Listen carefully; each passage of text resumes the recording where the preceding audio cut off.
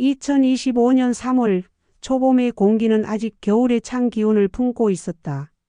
산자락을 타고 내려오는 바람은 옷깃을 파고들며 살갗을 스쳤고 흙 냄새 속에는 얼어있던 땅이 조금씩 풀려나는 향이 섞여 있었다.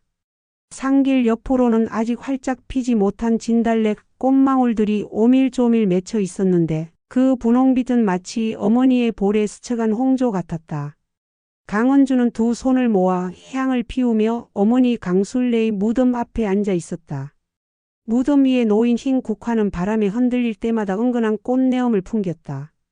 동생 강민호도 옆에서 조용히 국화를 세우며 고개를 숙였다. 오늘은 어머니가 세상을 떠난 지 정확히 1년째 되는 날이었다. 엄마, 저희 왔어요. 은주의 목소리는 떨렸지만 단정했다. 올해는 서점 사정도 좀 나아졌고 민호도 승진해서 걱정하지 마세요. 38세의 은주는 마을에서 작은 서점을 운영하고 있었다. 책향기 서점이라는 이름의 아담한 공간에서 아이들에게 책을 읽어주고 어르신들께는 돋보기와 함께 신문을 빌려드리는 일을 하고 있었다. 35세인 민호는 시내 농협에서 대리로 일하며 형편이 어려운 농가들의 대출 업무를 담당하고 있었다. 그 순간 뒤쪽에서 갑자기 흙이 튀는 소리가 들려왔다. 두 사람이 놀라 돌아본 곳에는 1년 동안 구석에만 웅크려 있던 진돗개. 하람이 무덤 옆 땅을 미친 듯이 파헤치고 있었다. 하람아, 안 돼. 그만해. 은주가 소리쳤지만 하람은 멈추지 않았다.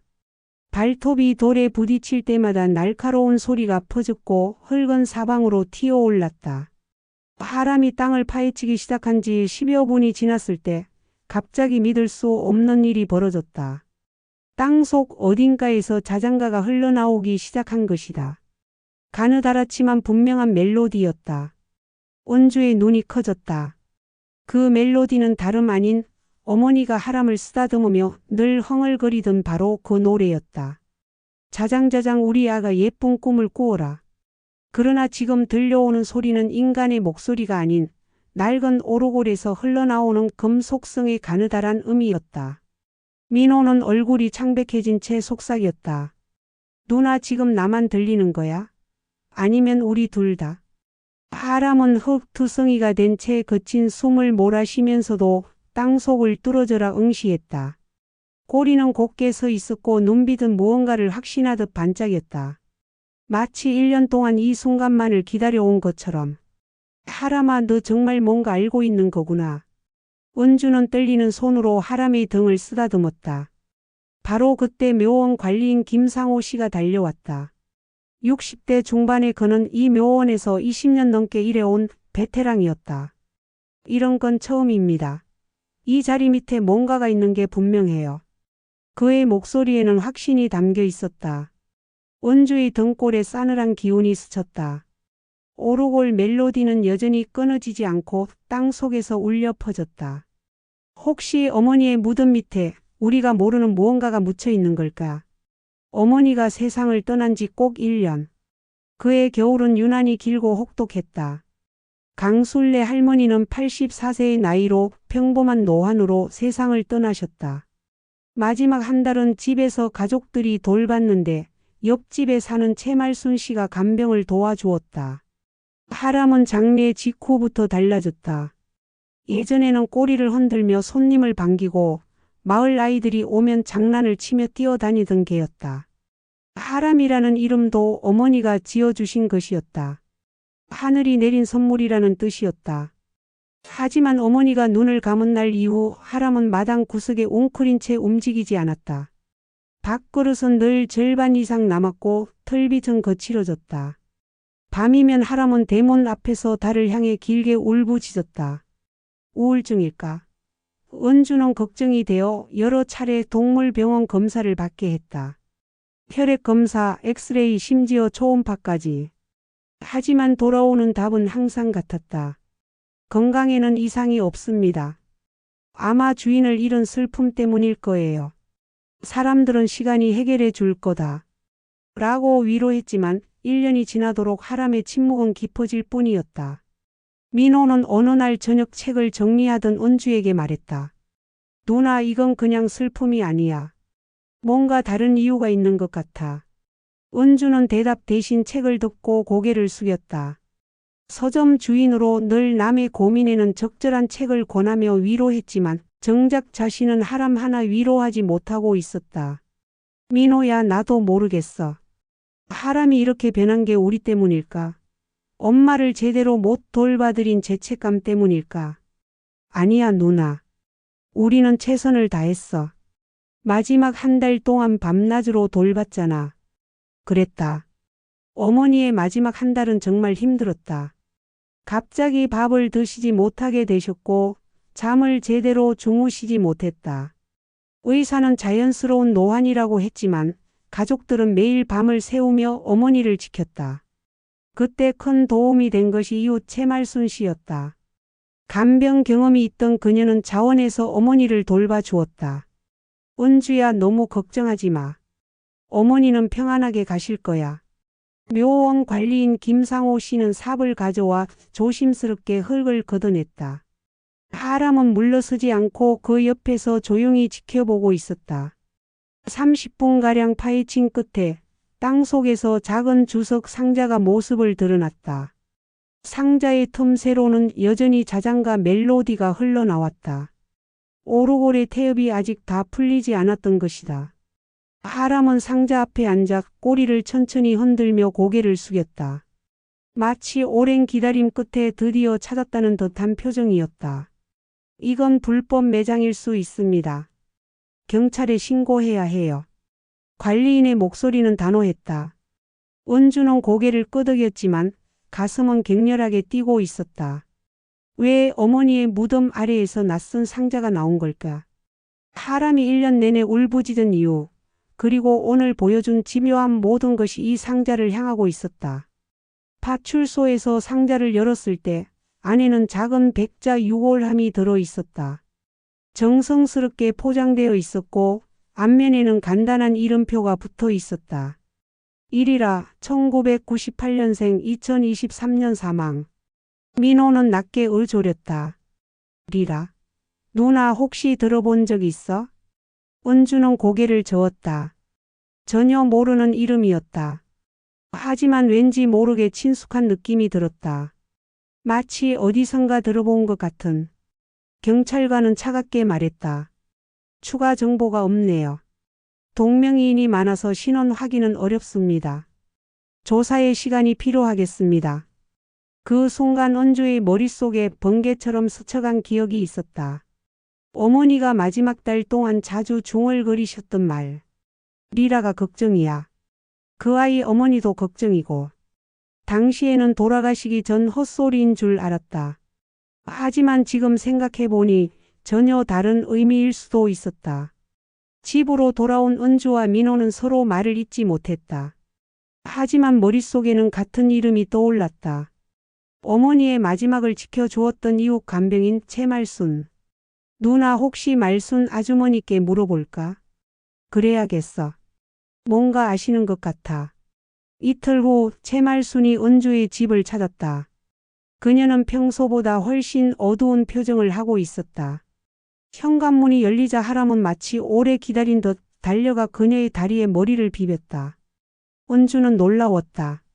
그토록 무기력하던 하람이 오직 말순에게만 꼬리를 흔들며 반가움을 표현하고 있었다. 말순은 문턱을 넘자마자 바닥에 무릎을 꿇었다. 그곳에 묻힌 아이는 제 딸 리라예요. 말순의 목소리는 떨리고 있었다.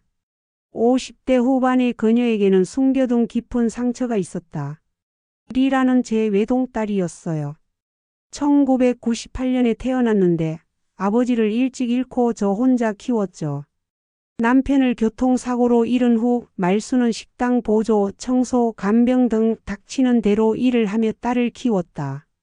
리라는 어려운 형편에도 불구하고 공부를 잘했다. 간호학과에 진학해서 어머니를 도우려고 했다. 엄마, 내가 의사가 되면 이제 힘든 일 안 해도 돼. 리라는 늘 웃으며 말했다. 하지만 병원 그녀의 꿈을 허락하지 않았다. 대학교 4학년 때 심장병 진단을 받았고 치료비를 감당할 수 없어 병이 악화되었다. 25 꽃다운 나이에 세상을 떠났어요. 2023년 2월이었죠. 말수는 눈물을 훔치며 계속했다. 돈이 없어 봉안당은 엄두도 못 냈어요. 장례식도 간소하게 치르고 남은 건 작은 유골 한 뿐이었죠. 말순의 고백은 계속되었다. 리라가 간병 아르바이트를 하면서 순례 어머님을 많이 돌봤어요. 어머님도 리라를 친딸처럼 아껴주셨죠. 은주는 기억했다. 어머니가 마지막 달 동안 자주 리라라는 이름을 부르셨던 것을. 당시에는 누군지 몰라 그냥 지나쳤는데 이제야 알 것 같았다. 어머님이 돌아가시기 전날 밤 저에게 이렇게 말씀하셨어요. 말순 씨, 리라도 내 딸 같아. 나중에라도 우리 곁에 두어. 말순의 목소리가 더욱 떨렸다. 그 말이 자꾸 떠올라서 결국 새벽에 몰래 산소로 갔어요. 그게 죄인 줄 알면서도 제 딸을 어머님 곁에 묻은 겁니다. 은주는 충격에 말을 잇지 못했다. 민호도 마찬가지였다. 그래서 하람이 그랬구나. 은주가 중얼거렸다. 말순이 고개를 끄덕였다. 하람이는 리라를 정말 좋아했어요. 리라가 간병 오는 날이면 항상 대문 앞에서 기다렸죠. 리라도 하람이를 귀여워해서 간식을 가져오곤 했어요. 하람은 말순의 무릎에 머리를 기대며 조용히 있었다. 마치 오래된 비밀이 드러난 것에 안도하는 것 같았다. 리라가 죽던 날 하람이가 계속 울었어요. 그리고 어머님이 돌아가신 후에는 리라가 어디 있는지 찾고 있었던 거예요. 은주는 이제야 이해할 수 있었다. 하람이 1년 동안 보인 모든 이상한 행동의 이유를. 은주는 갈등에 휩싸였다. 법적으로는 분명 잘못된 일이다. 허가 없이 다른 사람의 무덤에 유골을 매장한 것은 명백한 불법이었다. 하지만 한 어머니가 선택할 수밖에 없었던 절규를 모른 척할 수는 없었다. 민호는 무겁게 말했다. 누나, 이건 우리 가족의 문제만은 아니야. 하지만 어머니가 정말 그렇게 말씀하셨다면 그냥 외면할 수도 없지. 며칠간의 고민 끝에 은주는 결정했다. 경찰과 묘원 관리인과 상의해서 합법적인 절차로 추가 안치를 진행하기로 한 것이다. 리라도 우리 가족이에요. 은주의 목소리는 확신에 차 있었다. 한 달 후 작은 추모식이 열렸다. 어머니 무덤 옆에는 새로운 작은 비석이 세워졌다. 작은 이름판에는 새 글귀가 새겨졌다. 고1이라 1998-2023 사랑하는 딸. 상자를 합법적으로 옮기는 순간 오르골은 다시 자장가를 연주했다. 은주는 울컥하며 속삭였다. 엄마, 이게 당신 뜻이었군요. 추모식 날 작은 천막 아래 흰 국화꽃이 바람에 흩날렸다. 말수는 끝내 눈물을 쏟으며 인사를 올렸다. 리라야, 이제 외롭지 않을 거야. 좋은 할머니 곁에서. 은주는 어머니의 낡은 메모장을 꺼냈다. 거기엔 삐뚤빼뚤한 글씨로 이렇게 적혀 있었다. 말순 씨와 리라 내 곁에. 은주야, 내가 알아서 지켜다오. 민호는 눈시울을 붉히며 말했다. 누나, 이제 알겠지? 어머니가 이미 가족으로 받아들이셨던 거야. 그날 이후 은주와 민호는 작은 결심을 했다. 어머니와 리라의 뜻을 이어가기로 한 것이다. 서점 한 켠에 리라 코너를 만들었다. 경제적으로 어려운 아이들에게 무료로 책을 빌려주고 매주 토요일마다 독서 모임을 열어주기로 했다. 리라 언니가 의사의 꿈을 이루지 못한 대신 우리가 아이들의 꿈을 키워주자. 은주의 제안에 민호도 동의했다. 농협에서 받는 월급의 일부를 모아 장학금도 만들기로 했다. 서점 카운터 옆에는 작은 모금함이 놓였다. 거기에는 이렇게 적혀 있었다. 리라의 꿈을 이어주세요. 마이너스 책향기 서점. 신기한 일이 일어났다. 리라의 추모식 이후 하람이 완전히 달라진 것이다. 다시 꼬리를 흔들기 시작했고 밥도 잘 먹었다. 마을 아이들과도 다시 놀기 시작했다. 무엇보다 밤에 우는 일이 없어졌다. 하람아, 이제 마음이 편해졌구나. 은주가 하람을 쓰다듬으며 말했다. 하람은 꼬리를 흔들며 은주의 손을 할았다. 그리고는 무덤 쪽을 바라보며 짧게 멍하고 짖었다. 마치 인사를 하는 것 같았다. 2026년 3월. 다시 산소를 찾았다. 작년보다 따뜻한 봄바람이 불었고 무덤 주위에는 들꽃이 흐드러지게 피어 있었다. 하람은 무덤을 천천히 한 바퀴 돌았다. 그리고는 두 무덤 사이에 얌전히 앉아 고개를 숙였다. 더 이상 울지도 땅을 파지도 않았다. 대신 평온한 눈빛으로 무덤을 바라보았다. 하람아, 이제 됐어. 내가 지켜낸 거야. 은주가 속삭였다. 말수는 두 무덤에 꽃을 올리며 떨리는 목소리로 말했다. 술래 어머님 리라야, 이제 엄마는 외롭지 않아. 은주와 민호가 우리를 가족으로 받아주었으니까.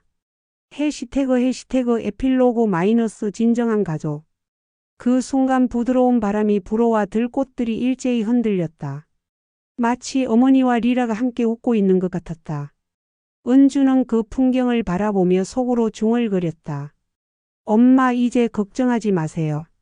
우리 모두가 진짜 가족이 되었으니까요. 리라 책방은 마을의 작은 명소가 되었다. 아이들의 웃음소리가 끊이지 않았고 말순도 일주일에 2번씩 와서 아이들에게 옛날 이야기를 들려주었다. 하람은 이제 완전히 예전의 모습을 되찾았다. 아니, 어쩌면 예전보다 더 행복해 보였다. 2개의 무덤을 지키는 충실한 파수꾼이 된 것이다. 어느 날 저녁 은주가 하람에게 물었다. 너는 처음부터 알고 있었구나. 리라가 거기 있다는 걸. 하람은 꼬리를 흔들며 대답하는 듯했다. 동물의 직감이라는 것이 정말 존재한다면 하람만큼 그것을 잘 보여준 개는 없을 것이다. 봄날의 비밀은 이렇게 아름다운 가족 이야기로 완성되었다. 혈연을 넘어선 진정한 사랑, 그리고 끝까지 지켜낸 한 마리 개의 충성심. 청송리 마을에는 이제 더 많은 사랑이 흐르고 있었다. 마이너스 끝 마이너스.